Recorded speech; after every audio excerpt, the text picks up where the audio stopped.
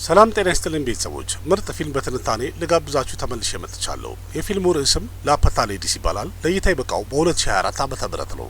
የፊልሙ መጀመሪያ ላይ የምናየው ዲፐክ የተባለ ልጅ ፑል የተባለች ሴትን አግብቶ ወደ ቤቱ እየሄደ ይታያል። ፑል ሙሉ ለሙሉ በሻርፕ ተሸፍና ነበር፣ ምክንያቱም ሙሽራ መሸፈኗ ይሄ ባህል ነው፣ የተለመደ ነው። በመቀጠልም ባቡር ይሳፈራሉ። እዛ ባቡር ላይም ቀድበው የገቡ ሰዎች ነበሩ። እነሱም አዲስ ሙሽሮች ናቸው።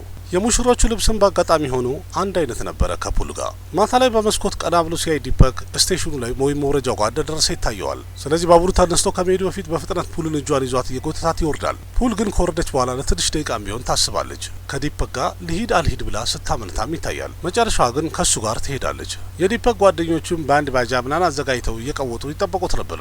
ስለዚህ በኦርኬስትራውም እየጨፈረ ወደ ቤት ይደርሳል ዲፐክ። ከዛም እንደተለመደው የዲፐክ እናት ለፑል ጸሎት ማድረግ ትጀምራለች። ስለዚህ ግንባሯን ለመቀባት ሻርፓን መግለጥ ግድ ይሆንባታል። ፑል ልክ ሻርፓን ቀና ስታደርገው ግን ሁሉም ድንብር ብራቸው ይወጣል። ምክንያቱም ሙሽሪቷ ፑል ሳትሆን ሌላ ሴት ነበረች። ዲፐክ የዛኔ ወዲያው ትዝ ይለዋል። ለካ ሙሽሪትም ባቡር ላይ ሌላ አንድ ሙሽሪትም ከጎኑ እንደነበረች ዲፐክ ትዝ ይለዋል። ምናልባት እዛ ይሆናል የተቀያየር ነው ብሎ ማሰብ ጀመረ። የዲፐክ አባቱም በጣም በኃይለኛው ይቆጣዋል። እንዴት ሌላ ሴት እየመጣ እንደሆነ አታውቅም ብሎ ተቆጣው። ከዛ ሙሽሪቷ መልስ ሰጣለች። እንደዚህ በሻርፕ ተሸፍነን እኮ ሴቷ ማን እንደሆነችም አትታወቅም። እንደገና ሴቷም ከጫማው ውጪ ምንም ነገር አይታያትም። ባልም አዲስ ነው፣ ጫማውም አዲስ ነው እና ማን እንደሆንኩኝ እኔ ማን ሊያቅልኝ ይችላል? ባቡር ውስጥ የቀረችውም እሷም በሻርፕ ተሸፍናለች። ስለዚህ እሷ ይሄን አላወቀችም ይሆናል ባሏ እንደወረደም። ከዛም አባትየው ስሟን ሲጠይቃት ስሜ ፑሽፓ ነው ትላለች። የባልሽ ስምስ ብሎ ሲጠይቅ እናትየው በመሀል ገብታ ሚስት እንዴት የባሏን ስም ጠራለች? ቢሆንም ግን ፑሽፓ የባሏን ስም ጠራች። ስሙም ፐንከች ይባላል አለች። ጨምራም ያለችው የእሷ አማቾች የሚኖሩት ቸቲስገር የሚባለው አካባቢ ነው። ያ ደግሞ ካሉበት አካባቢ በጣም ሩቅ ነው። ከየትኛው ስቴሽንም ባቡር እንደያዘችም ራሱ ትዝ አይላትም። የቤቷን አንድ ስልክ ቁጥር ሰጠቻቸው መገናኘት እንዲችሉ ብላ። በመቀጠልም ባቡሩ ፐቲላ ስቴሽን ላይ ሲቆም ይታያል። ፑልም እዛ ጋር ትወርዳለች። ግን አካባቢዋን በምትቃኝ ሰዓት ዲፐክ ሊታያት አልቻለም። ፑሽፓ የፐርዲፕ ሚስት ነበረች። እሱም ደግሞ ጄያ እያለ እየጠራት ነበረ። አካባቢ ላይ ዞር ዞር እያለ እየፈለጋትም ነበረ። እንደዛም ሆኖ ግን ሊያገኛት አልቻለም። በጣምም ተናደደ። የዛኔ ምናልባት እቺ ልጅ ጠፍታለች ብሎ ማሰብ ጀመረ። ከዛም ፑልን እርጅኝ ይላታል። ግን አነጋገሩ በጣም የሚቀፍ ስለነበረ ፑል ደበራት። ከዛም ሸሽታው በሩጫ አመለጠችው። ትልቁ ጥያቄ ግን ፑሽፓ ስሟ ጄያ ከሆነ የእሷንና የባሏን ስም መቀየሩ ምን አስፈለገ የሚለው ነው። የፐርዲፕ ቤተሰቦች ለዚህ አልተጨነቁም ነበረ። እንዲያውም እነሱ የተጨነቁት እሷ ግንባሯና አንገቷ ላይ ያደረገችውን ጌጣጌጥ ወርቆቹን ጠፉ ብለው ነበር። ዲፐክም እየሮጠ ወደ ባቡር ጣቢያ ይሄዳል ፑልን ፍለጋ። ግን በጣም ስለረፈደ ሊያገኛት አልቻለም። ፐርዲፕ ከጓደኞቹ ጋር አንድ ላይ በመሆን ጂያን ፍለጋ ይቀጥላሉ። ግን ሊያገኛት አልቻሉም። በዛ ሰዓት ላይ ፐርዲፕ ያለው ገደል ትግባ፣ እስከ ነገ ድረስ ካልተገኘች ፖሊስ ጣቢያ ሄደን እናሳውቃለን፣ ከዛ ለእናቷ ቤት ደግሞ እንልካለን ደብዳቤ ብሏል። የፈለገ ቢሆን ያው የጥለቱን ገንዘብ ተቀብለን የለ እንዴ? እሱ ካለ ደግሞ ሌላ ጣጣ የለም። በል ወደ ዶሊ ቤት እንሂድ፣ ምንም ቢሆን እኮ ዛሬ የጫጉላ ምሽቴ ነው። ይህም ማለት ፐርዲፕ ትንሽ ጸባዩ የተበላሸ ሰው ነው ማለት ነው። ይዞ እየመጣ የነበረው ሚስት አልነበረም ማለት ነው። አንድ ሴት ወደ ቤት ይዞ እየመጣ ነበረ። በዝምድና አስሮ ቤቱ ያስቀምጣታል። መኖር አለመኖር አለ እሱ ለውጥ የለውም የሚባለው አይነት ወንድ ነው። ፑሽፓ ማታ ከክፍሏ ትወጣና ከቦርሳዋ አንድ ስልክ አውጥታ ሲም ካርዱን ነቅላ ታቃጥላለች። የሆነ ችግርማ አለ እቺ ልጅ ላይ።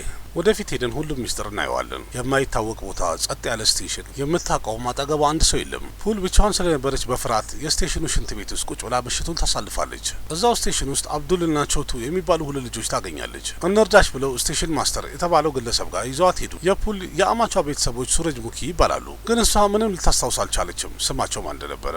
ብቻ በቃ ያስመዘገበችው በፑል ስም ነው እና ፖሊስ ጣቢያ መሄድ አልፈለገችም። ምክንያቱም እሷ የመሰላት የፍርድ ቤት የፖሊስ ጣቢያ ነገር በጣም አድካሚ ነው ብላ አስባ ነበር። እሷ ውልደቷና እድገቷ ገንጋፑር የሚባለው አካባቢ ነበረ። ግን ህንድ ውስጥ ደግሞ ገንጋፑር በጣም ብዙ ናቸው። በየትኛው አቅጣጫ ያለው ገንጋፑር እንደሆነ ደግሞ ለይታ አታውቀውም። በማግስቱ ዲፐክም ወደ ፖሊስ ጣቢያ ሄዳል ሪፖርት ለማድረግ። ፑሽፓንም ና አብረን እንሂድ ብሎ ይጠይቃታል። እሷም አልሄድም ትለዋለች። ምክንያት ያደረገችውም እኔ እፈራለሁ ብላ ነው። ከዛም ዲፐክ ያላት በጥፋቴ እኔ በጣም አፍሬያለሁ፣ አታስቢ አንቺ ፑል ትገኝም አትገኝም፣ አንቺን ግን ወደ አድራሻሽ እመልስሻለሁ። ፖሊስ ጣቢያ ውስጥ የነበረው ሻም ሞኖር የተባለው ፖሊስ ጉበኛ ነበረ። ሰራይ ስራ ማይስራም ብር መቀበሉ ግን ግድ ነው። ዲፐክም ቦታው ላይ ደርሶ የሚነግረው ገንጋፑር አካባቢ የምትኖር አንድ ሴት አግኝቼ ፑል የምትባል አግብቼ ነበረ። ከተጋባን በኋላ ሙሉ ቤተሰባችን በማግስቱ ወደ ቤት ተመለሰ። ግን እኔና ፑል እዛ ቆየን። ምክንያቱም አያቷ አንድ ጸሎት ይቀረኛል ስላለ እኔና እሷ አብረን ጠብቀን ከጸሎት በኋላ ወደ ቤት ለመመለስ ፈለግን። ግን ማታ ላይ ወደ ቤት ከተመለስኩኝ በኋላ ይዣት የመጣሁት ፑል አልነበረችም፣ ፑሽፓ ነበረች። የሌላ ሰው ሚስት ነበረች እና ዲፐክ እጅ ላይ የነበረው የፑል ፎቶ ሻርፕ ያደረገች ሴት ብቻ ነበረች እንጂ መልኳ አይታይም ነበረ። መንገድ ላይ ግን ጠቅላላ ጌጣጌጧን አውልቄላት ነበር፣ ምክንያቱም እንዳይዘርፋት ብዬ ፈርቼ። እቤት የመጣችው ደግሞ ጠቅላላ ጌጣጌጧን እንዳረገች የመጣች ሙሽራ ነች። የቤቴ ስልክ ነው ብላ የሰጠችን ቁጥር ደግሞ ደጋግመን ስንሞክረው የተሳሳተ ሰው ነው የሚያነሳው። ሻም መኖር የተባለ ፖሊስ ከነሱም ጉቦ ተቀብሎ ያላቸው ጉዳዩን ያጣራለሁ አለ። ግን ነገ ፑሽፓንም አብረ ይዛት ናዚ ቾቱ ፑልን መንጁማይ የተባለች እናቱ ጋር ይዟት ሄደ። ስቴሽን አጠገብ የሻይ መሸጫ ሱቅ ነበራትም። የቤቷ አድራሻ ቢታወቅም ፑል ግን ወደዛ ተመልሳ መሄድ አልፈለገችም ነበር። ምክንያቱም በገጠር አካባቢ እንደዚህ አይነት ነገር በጣም ስለሚያዋርድ ለክብሬ ስላልመለስም ብላ እያሰበች ነበር። ሁሉም ሰው ሊለኝ የሚችለው እኔውን ነገር አጥፍቼ ባሌ ባቡር ጣቢያ ጥሎኝ እንደሄደ ነው የሚመስላቸው። መንጁ ማይከ የተባለችው ሴትዮ ደግሞ ትንሽ ቆጣ ያለች ነበረች። ከዛ እሷም ያለቻት ስለ ገጠሩ ቤት ሄደሽ ታስቢያለሽ፣ መጀመሪያ አድራሻሽን አፈላልገው። ፑልም የመለሰችላት በጨዋ አስተዳደግ ያደገች ሴት ያለ ባሏማ እናቷ ቤት ተመልሳ አትሄድ። ባክሽ አንቺ ልጅ ተታለሻል። ከ1000 ዓመት ጀምሮ እዚህ ሀገር ላይ ሴቶችን በማታለል የታወቁ ናቸው። የዛ የማታለያ ስምም ደግሞ የጨዋ ቤት ሚስትና የልጅ ሚስት የሚባለው። ፑልም መልሳ ያለቻት እኔን ማንም አላታለለኝም፣ እኔ በስነ ስርዓት ነው ያስተማሩኝ፣ ጨዋ ነው ያሳደገኝ፣ ጥሩ አድርገው ያሳደጉኝ አልኩሽ ብላ ስትላት መንጁማይም መልስ ሰጠቻት። ገና እዚህ ቤት እኮ ሙሉ ህይወትሽን ልታሳልፊ ነው፣ ግን አንቺ ያንን ቤት አድራሻውንም አታውቂውም።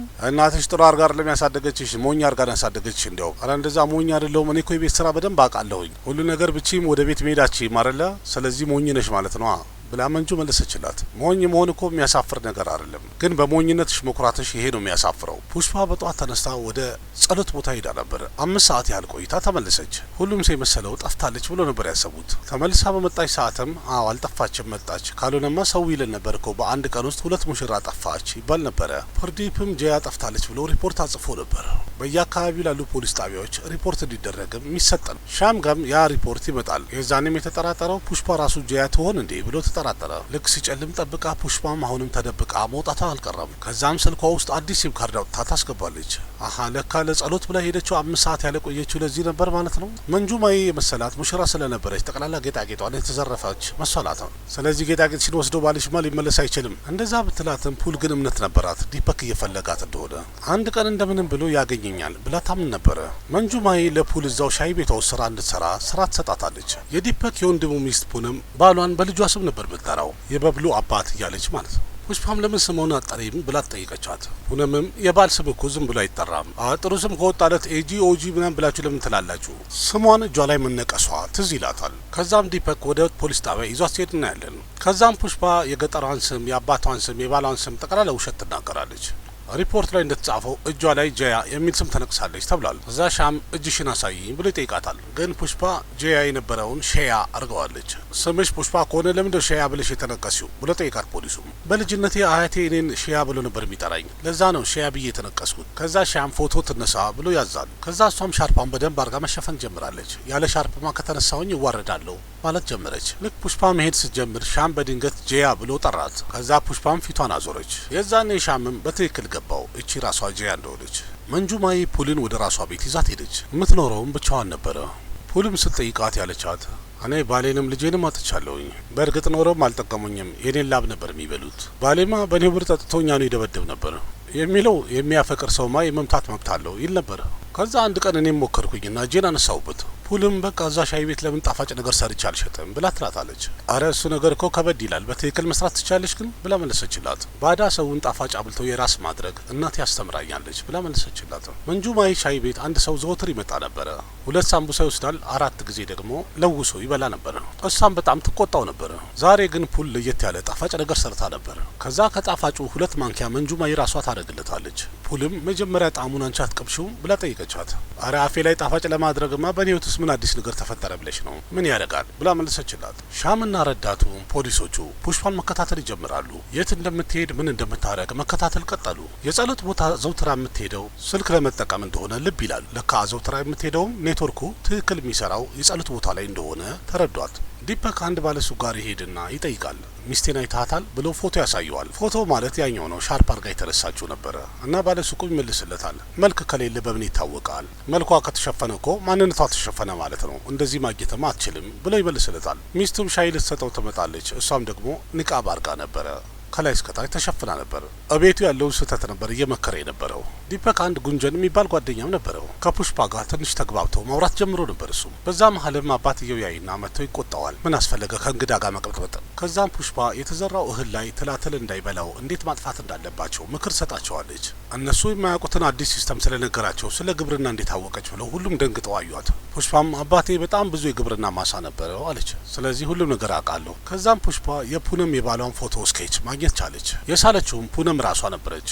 ማለትም ፑነም በጣም ጥሩ ብቃት አላት ማለት ነው። ግን ችሎታዋን አታከብረውምም፣ ጠንቅቃም አላወቀችውም። ምን የሚለመድ ነገር ነው፣ ምን አዲስ ነገር አለው ብላ የምታስብ ሴት ነበረች።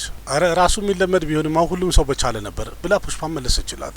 ችሎታን አምላክ ነው የሚሰጠን፣ አምላክ ደግሞ ማይረባ ነገር አይሰጠንም። ፑሽፓና ጉንጀን በጣም ተግባብተው ነበር።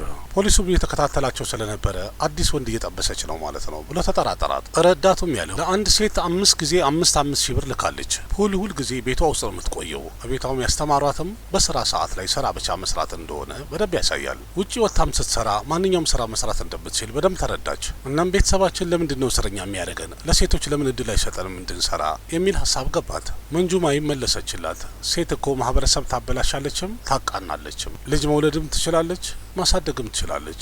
እንዲያውም ልብ ብለን ካየነው እኮ ሴቶች ይህን ያህል ወንድ አያስፈልጋቸውም። ግን ይሄ ነገር ሴቶች ከተረዱት ወንዶች ይከስራሉ ተብሎ ይፈራል። ምን እንደሚያታሉሽ በህይወትሽ አሁን ገባሽ ነገሩ። ማታ ላይ ፑሽፓ እቃዋን ሰብስባ ለመጥፋት ስትሞክር ይታያል። ከዛ ግን ዲፐክን በደንብ ስታየው ፑልን ለማግኘት ምን ያህል እየተቸገረ እንዳለ ተረዳችው። ከዛ የመጥፋት ፕላኗን ሙሉ ለሙሉ ትሰርዛለች። መንጁማይም ለፑል የልፋቷን ገንዘብ እንኪ ብላ ሰጠቻት። የመጀመሪያ ክፍያዋን ስታገኝ ፑል በጣም ደስተኛ ሆነች። ምክንያቱም ለፍቶ የማግኘት ጣዕሙን ለመጀመሪያ ጊዜ ማጣጣሟ ስለነበረ። ፓቲላ የተባለው ፖሊስ ጣቢያ የፑሽፓ ፎቶ ይመጣል። የዛኔ ፑሽፓ ጄያ ራሷ መሆኗ ተረጋገጠ። ሻምም ቀጥ ብሎ ሄዶ ከቤቷ ይዟት ወጥቶ በቁጥጥር ውስጥ አዋላት። እናም እቺ ሴት ሌባ ናት፣ ወንዶችን ታጠምዳለች፣ ከዛ ዘራርፋ እልም ብላ ትጠፋለች። ፖሊሱ እንደዛ ሲል ጄያ የሆነ ነገር ለመናገር ትሞክራለች። ቢሆንም ግን ዲፐክ ሌባ ብሎ አምኖ ነበረ። ከመጣች ጀምሮ የዋሸች ስለነበረ ምንም ነገር ብትናገር እሷን ለማመን በጣም ከባድ ነበረ። ትንሽ ቆይቶ ቦታው ላይ ጉንጀን ይደርስና ፑሽፓ ስህተት አይደለችም ብሎ ይላል። እንዲያውም ፑልን እንድናገኛት እኮ ስትረዳ ነበረ ብሏል። ወዲያው አንድ ፖስተር አውጥተው ያሳያቸዋል፣ የፑል ስኬች የተሳለበትን። እንዴ ይሄንንማ እኔ ነበርኩ እኮ የሳልኩትኝ ፑሽፓ ብላኝ ብላ ፑንም ተናገረች። አራ ፑሽፓ እኮ ነች ሁሉም ቦታ ሄደ ለጥፍ ብላ እንደ ለጠፈ ያደረገችኝ፣ ምክንያቱም ፑል ባቢን ማግኘት እንድንችል። ያ የጠፋ ሰው የሚለው ፖስተር ፑል ጋር መድረስ ቻለ። ያንን አይታ ፑል በደስታ እንባዋ ፈሰሰ።